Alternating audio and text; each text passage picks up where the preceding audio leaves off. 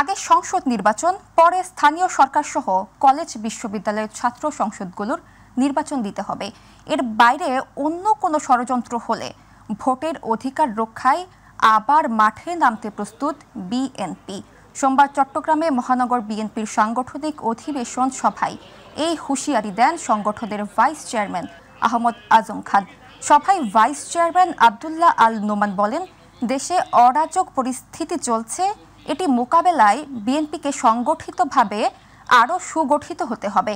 এই মুহূর্তে জাতীয় ঐক্য বিনষ্ট করতে যারা ষড়যন্ত্র করছে তাদের প্রতিহত করতে হবে।